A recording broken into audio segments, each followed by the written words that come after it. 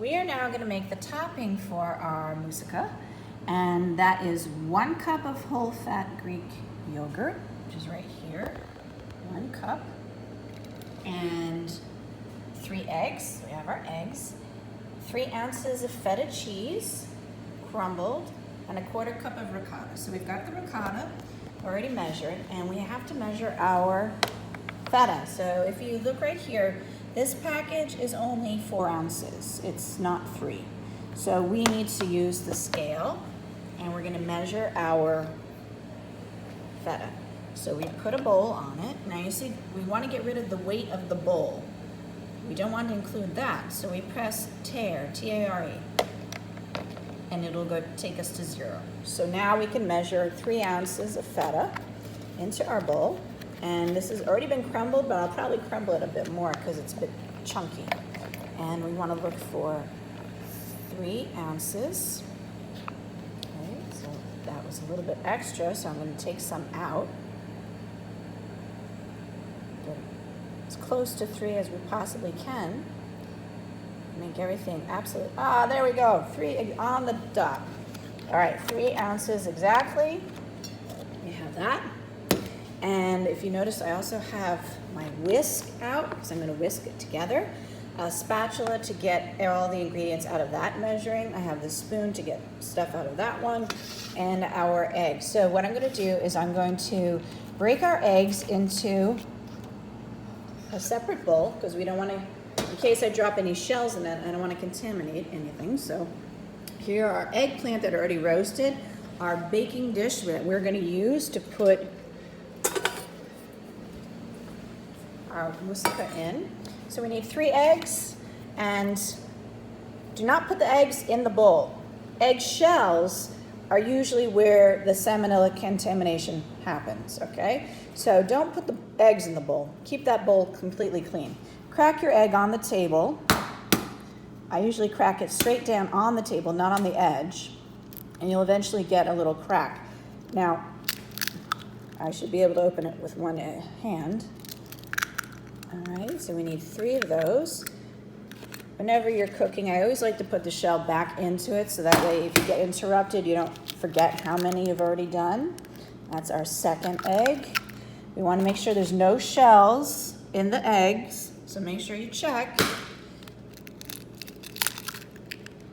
Okay, get every little bit in our bowl. So now you can see that the 3 eggshells are here. We've done all 3. Later on, I can throw these in the garbage, or I can wash them out and put them in my compost bin. So that way I have good compost, especially when you're growing tomatoes. You need calcium from those shells in your soil to get good tomatoes. So let's just move this around and make sure there's no eggshells in here. So no, I don't have any eggshells, so this is good. Now, what I'm gonna do is wash my hands off because I was breaking the eggs. Use the big bowl, and we're gonna get all of our ingredients together. So we're gonna whisk our eggs to break them all up. So again, this is our whisk, and I like to break the yolk first, and then we're gonna whisk. Okay? So you're just gonna stir vigorously until they're completely broken up and combined. Okay, and if it's a uniform color, we don't want it striated like that. That means it's not mixed in yet. So you want to completely keep whisking it until it's done. That's why it's good to have a nice big bowl, so that way you don't spill it. I forgot the nutmeg. See, that's why it's always good to double check your recipe while you're doing it. I'm so sorry, I almost forgot to include the nutmeg, and that is a very important flavor spice to add to this recipe. This is what makes it distinctive to Cyprus. They like to use nutmeg. Their food is heavily spiced, and there's our measuring spoon. So I'm gonna have to add a 1/4 teaspoon. That's our 1/4 teaspoon measure. And I'm going to measure that in. I need 2 hands to do this, so I'm gonna pause you for a second. There's our nutmeg, so I'm gonna whisk that in. I want all that flavor. And it really does smell wonderful. That's unfortunately what we can't get from the camera. is being in the kitchen and smelling it or tasting it. So I'm so sorry that you're not here with me to taste it. We're gonna add the yogurt now, and we're gonna mix that in. I'm using a spatula because I'm gonna scrape every little bit of the yogurt out. And before I make a huge mess, I'm probably gonna have to pause you again and do that. And I'll also add in our ricotta. All right, this is our ricotta, this is our yogurt. So I'm gonna mix those in, get them all combined as well.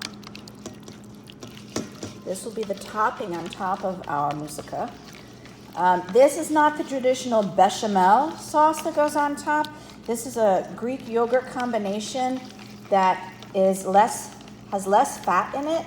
And I created this topping when I created this recipe for my blog, which is about healthy cooking for children, for families, etc. So this is a much better topping than the traditional bechamel, which is tons of butter and milk and flour, which make a bechamel sauce.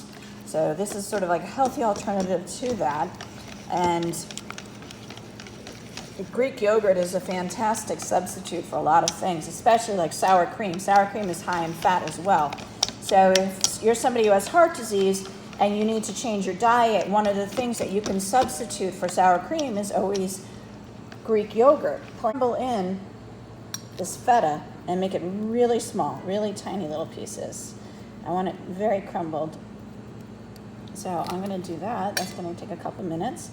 And then when I'm finished, I'll stir it all together, and then we can start assembling. And we're gonna put our roasted eggplant at the bottom of the pan, and then we're gonna layer it with our meat filling, which is the ground beef, tomatoes, onions, all those spices. And then we top it all with this topping. And then we're gonna bake it in the oven at 350. So if you look here, I already have the oven set at 350 to preheat.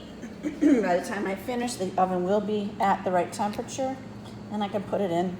And I'm gonna bake it for about 40 minutes, okay? And then I'm gonna broil it for about 5 minutes so it gets a nice golden color at the top.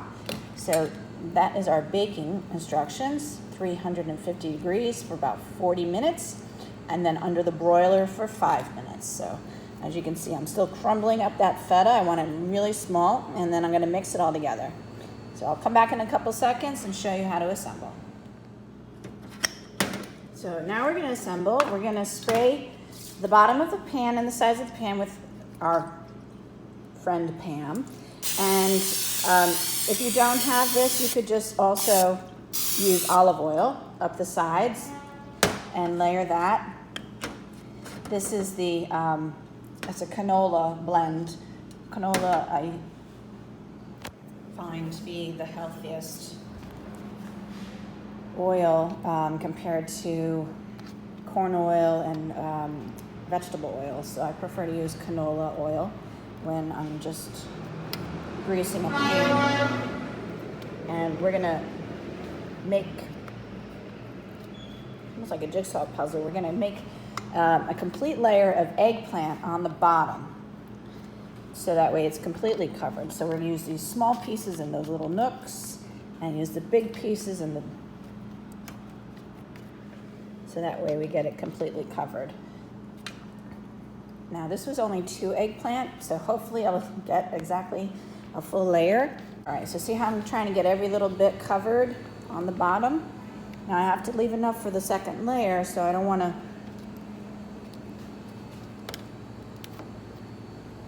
so hopefully that'll be enough for the second layer, but pretty much I've got it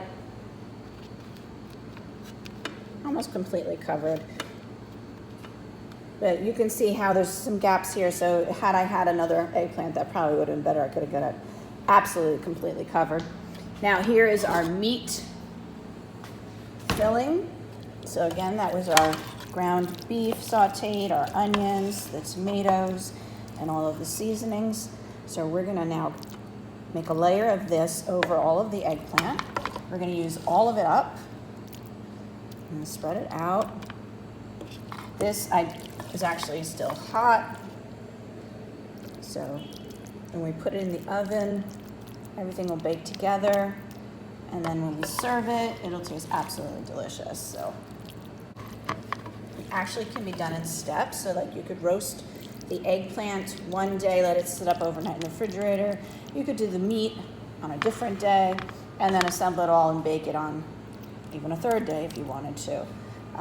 It's good to know how you can plan ahead all of your recipes, especially if you are a very busy person and don't have all the time in the world to cook in your kitchen. Knowing how you can break up the recipe is a real time saver, and allows you to make stuff that you might not have made normally if you had to do it all at once. So it's always good to know what you can do ahead of time. And now I'm going to layer the second layer.